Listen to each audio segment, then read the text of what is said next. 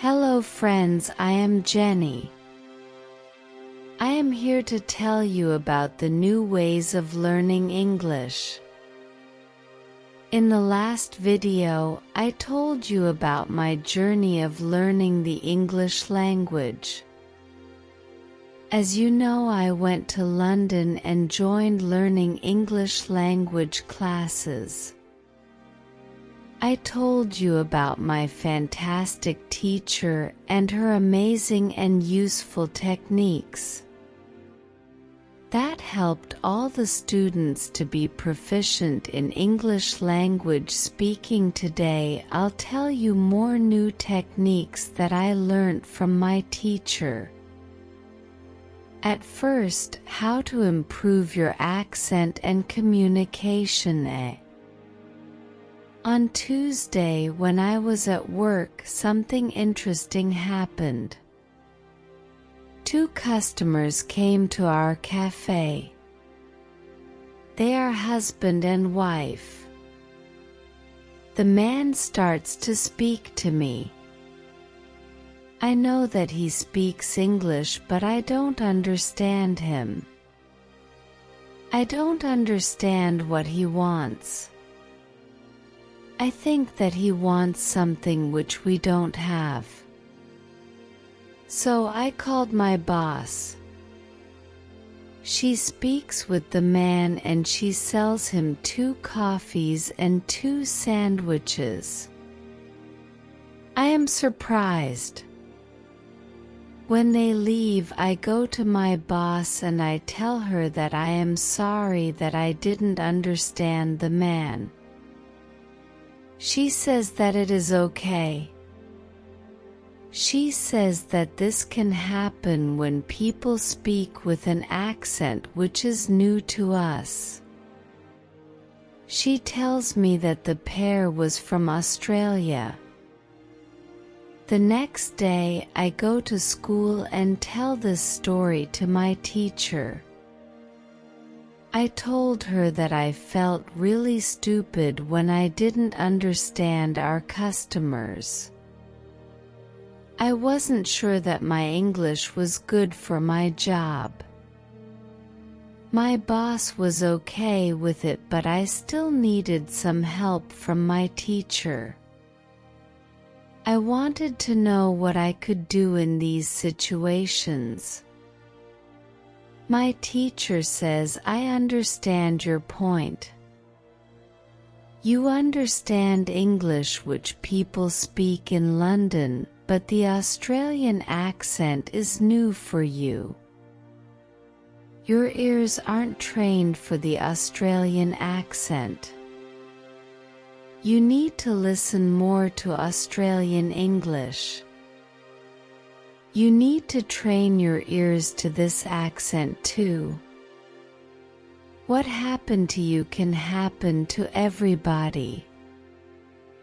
When you already speak English at some level and you go to a country where people speak with a different accent, it is normal that you don't understand. It is okay, and it usually takes 2 weeks before you understand this new accent. Don't think that there is something wrong with you when you don't understand a new accent. With practice, you can train your ears to this accent. Then I ask, so what can I do to understand the Australian accent? I don't live in Australia. Our teacher says you can watch films with Australian English, or you can watch situation comedies from Australia, and soon you can understand. I say thank you, teacher. After school, I go to work again. At about 4 o'clock, 2 interesting customers came to our cafe. This time they are not from Australia. They are foreigners. They want to buy some coffee. They are two ladies and it is clear that their English is very basic. My boss is serving them. When she hears that they don't speak English very well, she does something very interesting. She changes her English. She uses very simple sentences with only 3 or 4 words. I can see that the ladies understand her. They buy 2 coffees, 2 sandwiches and 2 cakes. They are happy and my boss is happy too. When the ladies leave, I tell my boss that it was very nice how she changed her English so that the 2 ladies understood her. My boss says that sometimes she has to speak in very simple English. It doesn't matter if the customer speaks English well or not. They are customers and we have to do everything possible for them. If they see that they can speak English here, they can come to our cafe every day. I think that our boss is a good businesswoman. She does everything possible to make our customers happy. It is true that we have a lot of customers. Our cafe is busy every day. When you want to understand people with a special accent, listen to audio like short stories. Watch movies with their accent for some time. The next day at school, I told my teacher about my experience with my boss and the 2 ladies who didn't speak English very well. Our teacher says, "Great, your boss must be a very clever young lady." It is true that you can communicate with everybody. People who speak English very well can have a conversation with those who are at the beginning of their journey. Today we can speak about different levels of English and what you can do at this level. Let's start with the lowest level of 1,000 words. At this level, students can speak about some basic things from everyday life. Speaking is very limited, but it is already possible to communicate slowly for a short time with people who want to speak with you. Your sentences are short. They usually have 4 words. If the others also speak in short sentences, you can have a basic conversation. When students move to a higher level, which is 2,000 words, the conversations are easier and the sentences are longer. This is the level at which you are right now. You can speak about many things from your life. You can speak about your family, hobbies, job, and traveling. Sometimes you can have a problem when you want to go into a deeper conversation on some topics. But this level is usually good enough for everyday use of English. If you want to be able to have a deeper conversation on many topics, it is good to know 3,000 words. It is a good goal for English students of English. Of course, you can learn more than 3,000 words. With more words, it is easier for you to communicate in English. but 3,000 words is usually enough for communicating in English about almost everything. I think that the two ladies at your cafe knew about 1,000 words. Your boss went to their level and she had a basic conversation with them. After school I go to work. That two women came to our cafe again. They also bring two of their friends. It is my turn to serve them.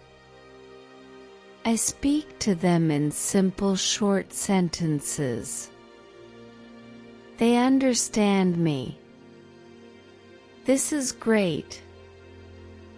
They tell me that they are tourists from China. They tell me that they like our cafe because people understand them here.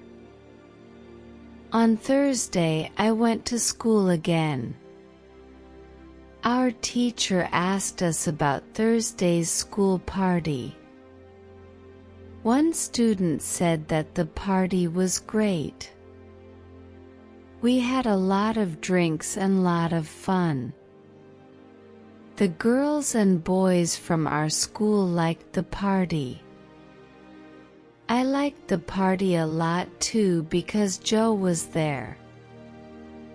I could talk to him and we danced together. It was all very nice. There were also two players from my football team at the party. They are from Argentina. Team at the party. They are from Argentina. Their English was basic. They could speak only in short sentences. But they were very funny at the party. They made a lot of jokes about life in England, about other players from our team and about girls from their class. Their sentences were very short with only 3 or 4 words, but they were able to speak fluently.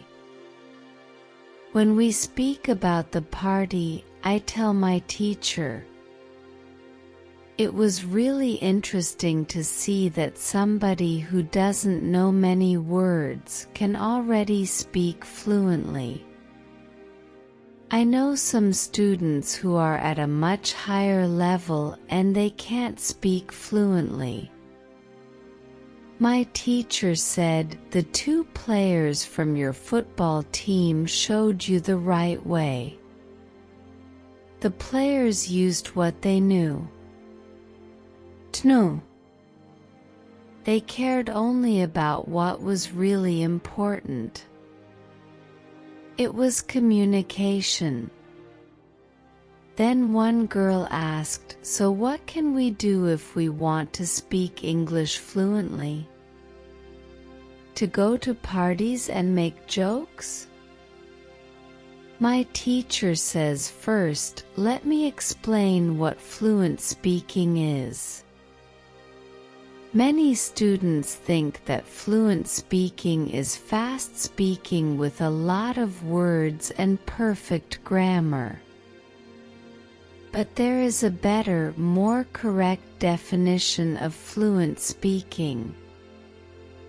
Fluent speaking is speaking without long pauses. Some people can do it at 1,000 words, some people can do it at 2,000 words. But there are also people who know 3,000 words and aren't able to speak fluently. If you want to speak fluently, you have to practice speaking. There is no other way to improve your fluency. Speaking is a physical activity. It is like playing a musical instrument.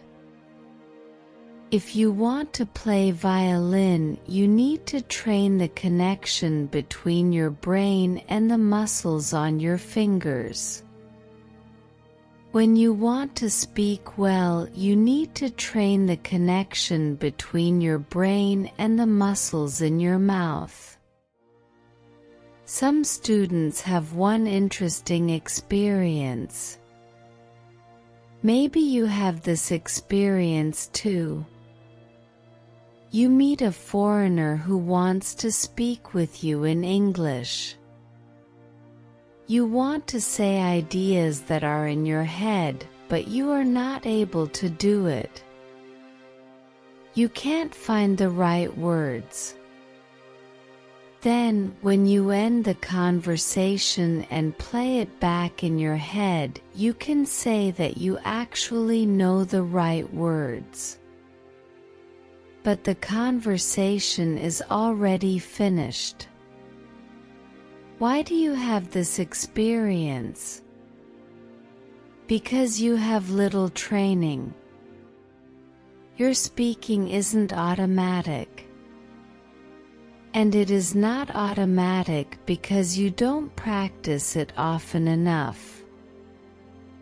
When you want to speak fluently, I recommend speaking for at least 30 minutes a day. You can speak to a real person. If you don't have a real person for a conversation, you can think aloud. It is necessary to really think aloud and not only think in your head. You need to practice the connection between your brain and your muscles. You can do this by thinking aloud. The next day, I went to school again. One of the students had an important question. He wanted to know how to improve his listening skills. He wanted to know what the best method is. Our teacher says, "Thank you for your question." Good listening skills are very important for communication. If you don't understand what people are saying, it will be difficult for you to speak with them. There are a lot of materials on the internet for the students. Some students can have a problem choosing the right listening materials for them. Now I want to tell you what materials you can use for listening. There are two types of materials which you can use for listening. You can listen to some audio or you can watch a film. These are two different types of materials. When you listen to some audio, it is good to know 95% of the words or more. If the audio has a lot of new words, read the text first if possible and look at all new words in the dictionary.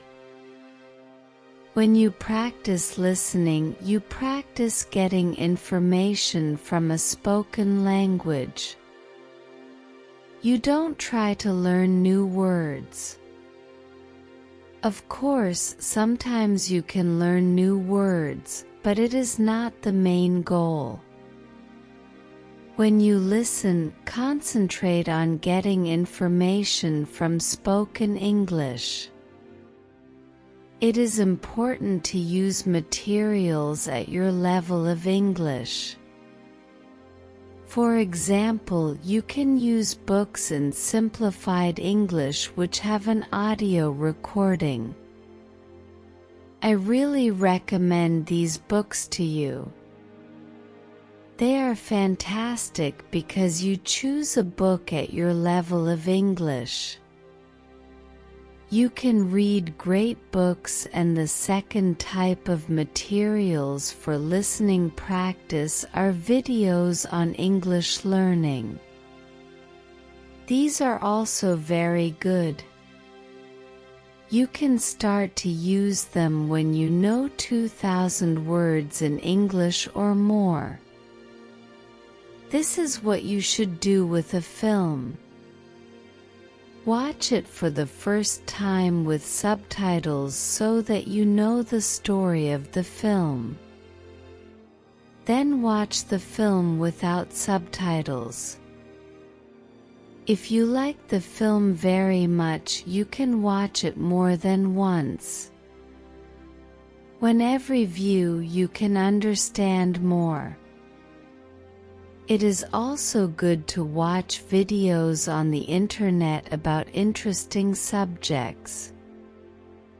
For example, if you like stories, you can watch short stories. You can also watch reality shows. Reality shows are much easier to understand than films or documentaries because the structure of the show is usually the same. It is necessary to have at least 30 minutes of listening every day. When you listen to English materials, always look at what you already understand. It can be only 10% at the beginning. It is better than 0%. Continue to listen and soon it can be 20 or 30%. Always look at what you already know. Be happy for every new sentence which you understand. Does this information help you? Yes, says all the students. Thank you. The listening topic is very interesting for me. Now, I know what to do when I want to be better at listening. So if you want to speak fluently, speak for 30 minutes every day. Do each activity for 30 minutes every day.